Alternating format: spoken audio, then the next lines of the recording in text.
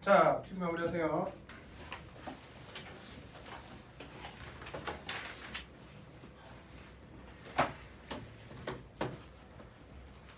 빌게 하세요.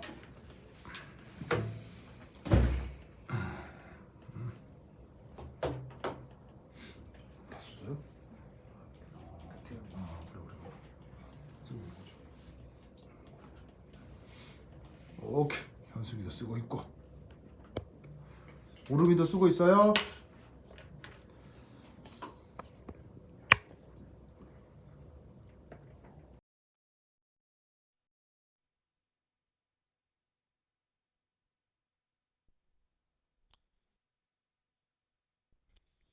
하나 둘 셋 넷. 현승아 오르면 지금 소리 잘 들려요? 하나 둘 셋 넷. 오케이 오케이 네 갑시다. Z 아니고요. 타우라고 하는 건데 대충 비슷하게 한번 써보세요. 타우라고 하는 건데.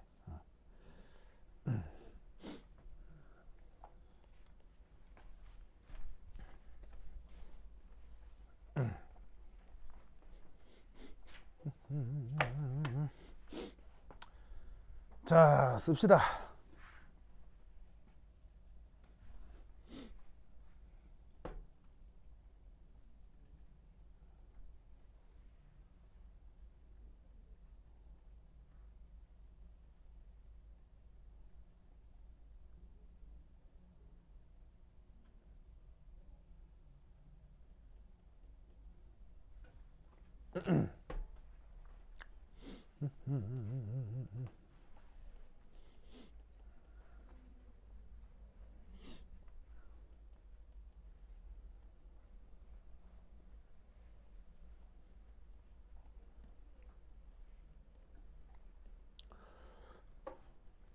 자, 저번에도 한번 얘기한 적 있지만 1학년 1학기 중간고사는 시험 어떻게 나온다고요? 무조건 1학년 1학기 중간고사는 양론 문제가 절반이라고 했죠.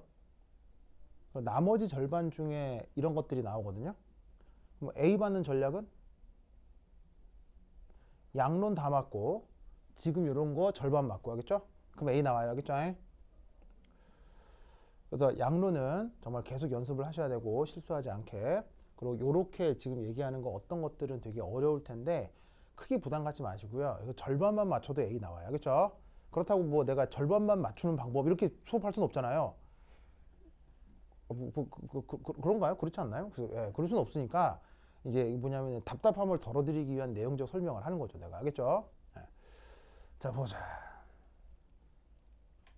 하지만 2학년, 3학년 때는 이거 진짜 자세히 나오기 때문에 지금부터라도 차근차근 공부해 두셔야 됩니다. 자, 가자. 자, 앞서 24번에 1번은 뭐였어요? 1번은 웨이브 펑션에 대한 학자들의 여러 가지 해석에 대한 얘기가 나왔죠. 그래서 뭐 슈레딩거, 하이젠베르그, 디락 이 사람들의 얘기가 있었어요. 알겠죠? 네. 그리고 이제 지금 이 문제에서 묻는 또 하나의 관점은 그래서 파동함수가 어떤 성격을 갖느냐 그것도 한번 논해보라는 말이 나와요. 그래서 지금 주어져 있는 요 첫 번째 첫 번째 빼고 두 번째 두 번째 여기 있어. 첫 천만 당연히 두 번째. 두 번째 큰일 날 두 번째 두 번째 쓸게요. 어쩐지 쏘리.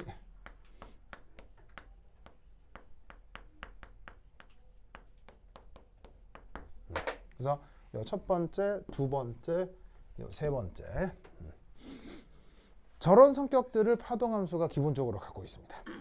그래서 이게 어떤 의미인지 하나하나 살펴보도록 하겠습니다. 자, 파동함수 관련해서 여러분들이 처음 이제 또 알아두셔야 되는 사람 중에 한 명이 바로 본이라는 사람이에요. 독일계 물리학자인데 18살 때 이런 내용을 발표하거든요. 그걸로 또 노벨 물리학상을 받습니다. 18살 때. 저 언제 지금 몇 살이죠? 그리고 몇 년 안 남았다. 언제야? 나겠죠? 하여튼 그렇다. 그래서 그 유명한 이제 그 보온, 그러니까 영어 표현은 보온즈 인터프리테이션이라고 하고요. 우리말 번역은 보온의 해석. 뭐 이렇게 이제 번역을 하거든요. 그래서 이게 노벨상 받은 주제이기 때문에 이것도 되게 중요합니다. 자, 바로 뭐다? 기본적으로 우리가 다루고 있는 이 파동함수라고 하는 건 보시다시피 복소수예요. 복소수. 자, 복소수 영어로 뭐라고 하죠? 컴플렉스 넘버라고 하죠. 컴플렉스 넘버. 컴플렉스 넘버는 뭐를 포함하게 돼 있어요? 네, 바로 허수 i를 포함하게 돼 있죠. 그래서 이게 파동함수를 일반적인 해로 놓고 풀면, 그러니까 아까 슈레딩거가 제시한 뭐 미분방정식 꼴이건 그 하이젠베르그 제시한 뭐 매트릭스 꼴이건 걔네들을 풀면 물론 구체적으로 어떻게 푸는지는 안 배웠죠. 근데 구체적으로 풀면 그 결과에 반드시 뭐가 되게 되어 있다. 일반적으로 허수 i가 들어가게 돼 있어요. 그러면 그 허수 i가 들어가는 함수이기 때문에 그 함수의 함수값은 물리적 의미가 없어요. 그 자체로는. 물리적 가치가 없는 거예요. 무슨 뜻인지 아시겠어요? 마치 여러분 그 10,000원짜리라고 하는 지폐 있잖아요. 10,000원짜리라고 하는 그 지폐 자체에 물리적 의미 있어요? 그 종이, 그림이 그려져 있는 그 종이 자체에 물리적 의미가 있어요? 이게 뭐냐면 10,000원짜리라는 종이가 있으면 이 종이 자체의 가치가 10,000원이기 때문에 이게 10,000원인 거예요? 그런 게 아니잖아요. 종이 자체에는 물리적 의미가 없죠. 그 종이 자체의 어떤 물리적 의미를 우리가 담아 쓰는 거지. 그 종이 자체의 물질 자체가 정말 중요해, 그건 아니잖아. 무슨 말인지 알겠어요? 그러니까 파동함수도 그거란 얘기예요. 파동함수 자체도 물리적 의미는 없어요. 다만 아까 얘기했듯이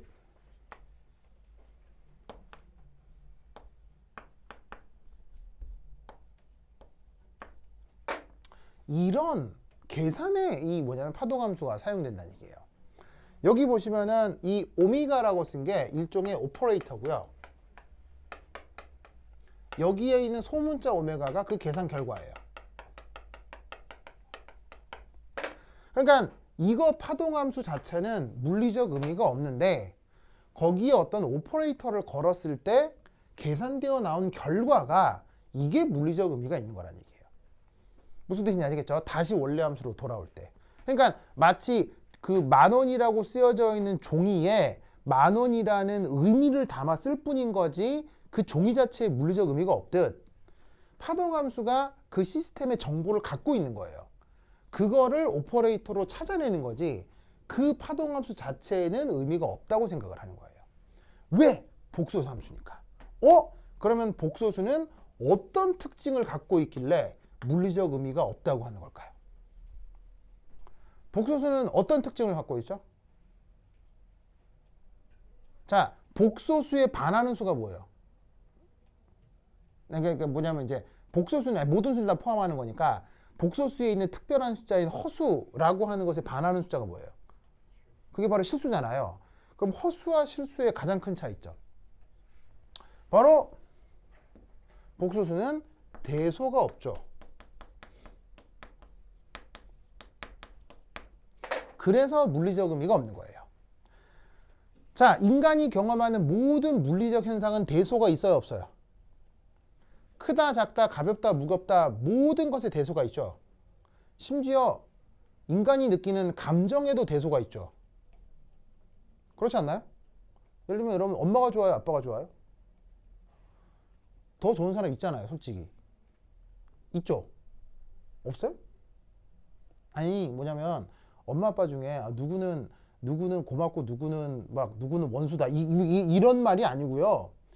둘 다 중요하고 고마운 분인데 여러분 나이쯤 되면 그래도 우리 엄마는 이런 사람이고 우리 아빠는 이런 사람이니까 나하고는 그래도 엄마가 더 맞아, 아빠가 더 맞아 이런 생각 들지 않나요?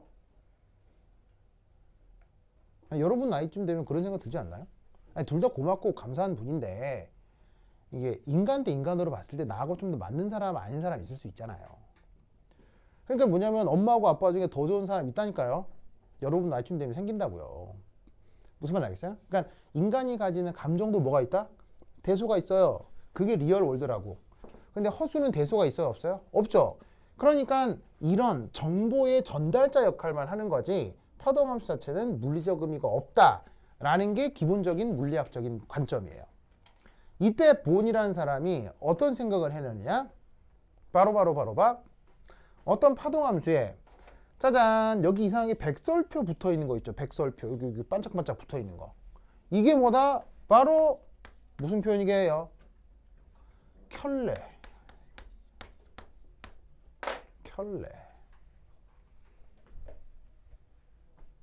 그러면 여러분 보세요. 1 플러스 i의 켤레가 뭐예요? 1 마이너스 i잖아요. 이거 두 개 곱하면 어떻게 돼요?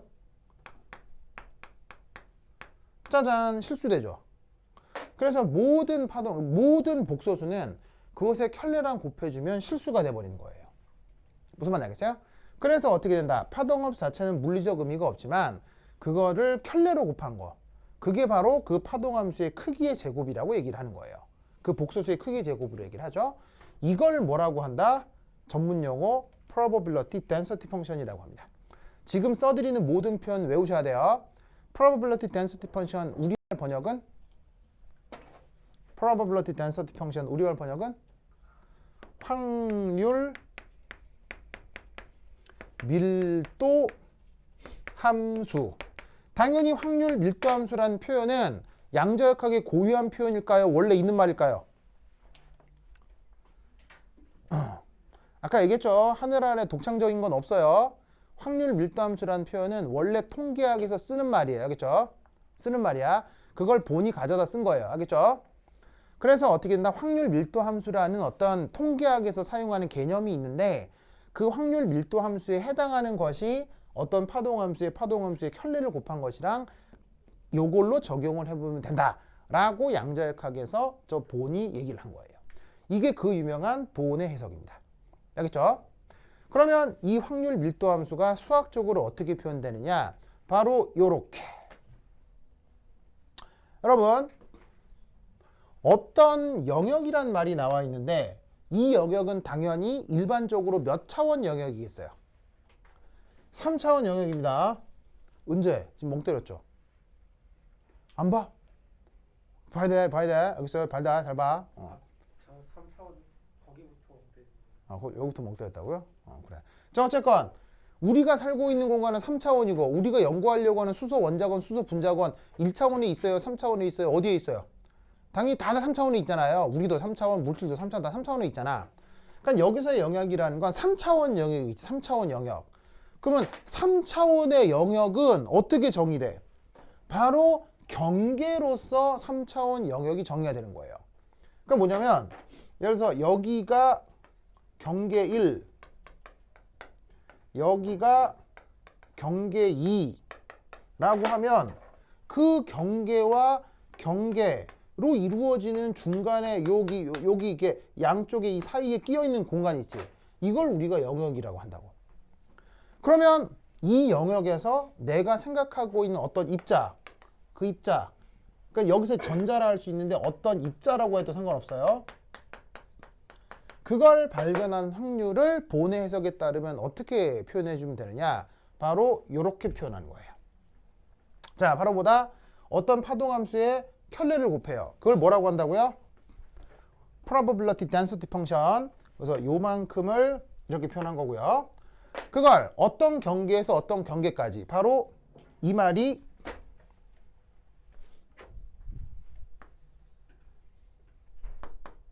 어떤 3D 영역을 얘기하는 거고요. 그 영역에 대해 이 확률 밀도 함수를 적분하라는 얘기인데 이때 재밌게도 이상한 표현이 있죠. 이때 쟤를 쓸 때 어떻게 쓰냐면 이게 쟤는 쓰기가 좀 이상한데 그리스 알파벳으로다가 어떻게 쓰냐면 한 번 간 다음에 짠 이렇게 내려 적는 거예요. 한 번 간 다음에 꼬부려 내려 적어요. 읽을 때 어떻게 읽냐면 타우라고 읽어요. 타우. 그래서 이건 소문자고요. 대문자는 또 이렇게 써요. 대문자는 이렇게 쓰는데 이게 그리스 알파벳이라 좀 묘한데 이게 보통 그 고전 역학에서는 가군동력을 나타내는 표현으로 종종 쓰이는데 여기서는 그런 의미가 아니고요. 어떤 뜻이냐면 타우라고 쓰고 저 D 타우라고 하는 이 부분을 뭐라고 얘기한다? 여기다 쓰죠. 어떤 의미냐면 바로 최적소라는 의미로 써요. 최적소. 그래서 그 의미가 뭐다? 바로 이렇게 쓰는 게 바로 D타우의 원래 의미예요. 그럼 이것의 의미가 뭐냐? 아까도 얘기했듯이 전자가 됐건 지금 얘기하는 영역이 됐건 무조건 3차원에 있는 어떤 녀석이라고 했죠? 그러면 그 녀석을 표현하려고 하는 파동함수도 X좌표, Y좌표, Z좌표에 3차원 좌표가 들어가야 될 거 아니에요. 그럼 이게 파동함수가 됐건 크기의 제곱이 돼서 probability density 펑션이 됐건 이 안에는 X, Y, Z 3개의 변수가 있는 거라고요. 알겠죠? 그러면 그 3개의 변수에 대해서 X좌표에 대해서만 X1에서 X2까지 적분을 하는 거예요. 그리고 나면 Y하고 Z는 X 적분을 할 때는 상수처럼 취급이 되기 때문에 Y하고 Z를 내비둔 상태에서 X에 대해서만 X1에서 X2까지 적분을 하는 거죠. 그게 끝나고 나면 Y에 대해서 다시 한번 Y1에서 Y2까지 그 다음에 Z에 대해서 Z1에서 Z2까지 적분을 해주는 거예요. 이런 테크닉을 뭐라고? 중적분이라고 합니다. 그 중적분 변수를 수학 전문용어로 최적소라고 쓰고 dx, dy, dz인데 이렇게 나누어 쓰기 귀찮으니까 한꺼번에 d타우라고 표현하는 거예요. 그리고 이런 식으로 꼬부랑 한 이게 바로 저기서 얘기하는 어떤 3D 영역을 수학적으로 표현하는 방법이고요. 무슨 말 알겠죠? 그러니까 원래는 이렇게 써야 되는데 꼬부랑 계속 쓰기 귀찮잖아요. 그래서 단순히 이렇게 쓰는 거예요. 무슨 말 알겠죠? 그래서 양자역학에서는 계속 나오게 되는 적분 표현입니다. 이렇게 해주면 잘 봐. 자, X1에서 그럼 잘 봐. 어떤 원점에서부터 X1에서 X2 그 다음에 Y1에서 Y2 Y1에서 Y2 그리고 Z1에서 Z2 이걸 세 개를 연결하면 어떤 공간이 하나 만들어지죠. 그게 3차원 영역이 되는 거예요. 무슨 말인지 알겠죠? 그 영역 안에 어떤 입자가 됐건 전자가 됐건 그걸 발견할 확률을 이렇게 probability density 펑션을 적분해 주는 거예요. 무슨 말인지 알겠죠? 이렇게 하면 그게 발견할 확률과 같다라는 게 그 유명한 Bourne's interpretation이야. 알겠죠? 이 논리를 꼭 기억해야 돼. 이 Bourne's interpretation에서 한 가지 더 바로 normalization이라는 컨셉. 이거 다 책에 나와야겠죠? 다 책에 나와. 이렇게 1, 2, 3을 논술을 하라는 얘기야. 알겠죠? 자, normalization 우리말 번역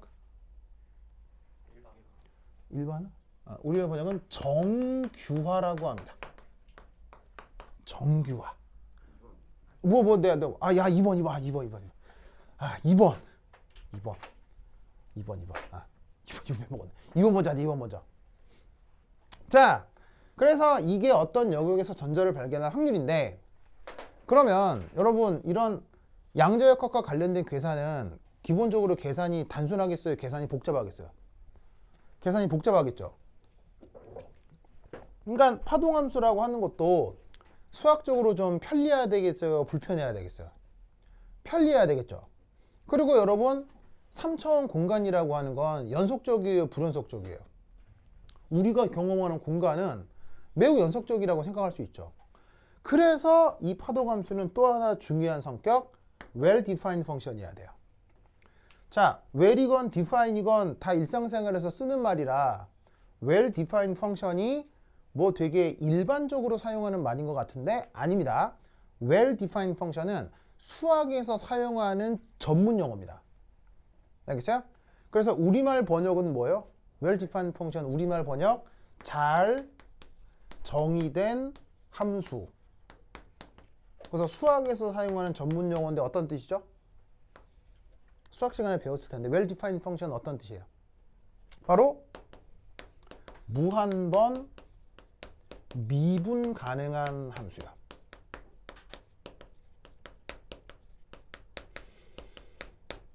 요걸 well-defined 펑션이라고 합니다. 자, 무한번 미분 가능한 함수 대표적으로 뭐 어떤 걸 얘기하는 거예요? 지수함수, 뭐 사인 삼각함수 그리고 뭐 다항함수 뭐 이런 거 있죠. 이런 것들이 well defined 펑션입니다. 그래서 파동함수라고 하는 건 이런 식으로 well defined 펑션이어서 무한번 미분 가능하고 당연히 무한번 미분 가능해야 되니까 연속이겠어요, 불연속이겠어요? 당연히 연속함수입니다. 알겠어요? 불연속이면 무한번 미분 가능합니까? 안 됩니까? 안 됩니다. 알겠죠? 그래서 파동함수에는 두 번째 이런 성격이 나타나야 되고요. 그리고 세 번째, 그게 마지막으로 정규화입니다. 자, 뭔 말이냐? 모든 파동함수는 무조건 이런 결과가 나타나야 돼요. 자, 이 앞이 무슨 의미라고 했죠? 풀었으면 이거고 간단하게 쓰면 이거라고 했잖아요. 그러면 어느 경계에서 어느 경계까지? 바로 어떤 3D 영역을 얘기하는 건데 그 경계가 무한대에서 무한대까지래요. 그럼 경계가 뭐예요? 쫙까지. 무슨 말 알겠어요? 그러면 이렇게 정의되는 경계는 이렇게 정의되는 영역은 어디를 얘기하는 거겠어요? 쫙까지. 이게 뭐겠어요, 이거? 온 우주를 얘기하는 거죠. 무슨 말 알겠죠? 그래서 3학년 선배 중에 우주가 있어요. 그래서 내가 맨날 우주한테 Would you like coffee? 뭐 항상 이렇게 묻는데 온 우주를 이렇게 표현하는 거라고. 네, 지금 3학년 선배 중에 3학년에 있다고 3학년 산다가 아니라 뭐라고? 3학년에 있다는 걸 3학년 산다로 알아서. 네, 하여튼 봅시다. 네, 자 어쨌건 그래서 영역을 표현할 때 마이너스 무한대에서 무한대까지 표현하면 전 우주를 얘기하는 거예요. 무슨 말 알겠죠? 그러면 그 전 우주에 대해서 probability density 펑션을 적분하면 뭐가 나와야 된다? 항상 1. 무슨 말 알겠죠? 항상 1. 요거를 꼭꼭 기억해 두셔야 됩니다. 저 왜겠어요? 이게 무슨 의미겠어요? 바로 어떤 파동함수로 표현되는 그 입자가 우리 우주 어딘가에 반드시 있어야 된다. 자, 이게 무슨 말이냐면 이 표현이 뭐라고 했어요? 어떤 입자가 어떤 영역에 존재할 확률이라고 했죠. 근데 내가 얘기하고 있는 어떤 입자가 그게 전자건 원자건 분자건 지금 당연히 우리 우주 어딘가에 있어야 돼요, 없어야 돼요? 당연히 있어야 되죠. 그 당연함을 나타내는 표현이 뭐예요? 확률 1. 무슨 말 알겠죠? 그래서 모든 파동함수는 마이너스 무한대에서 플러스 무한대까지 전체 적분을 하면 무조건 0으로 나타나야 되는 함수입니다. 무슨 말 알겠죠? 무슨 말 알겠죠? 그래서 또 하나 이제 재밌는 건 이겁니다. 파동함수 이 파이는 따라서 파이는 무조건 0으로 수렴해야 돼요. 언제? 원점으로부터의 거리가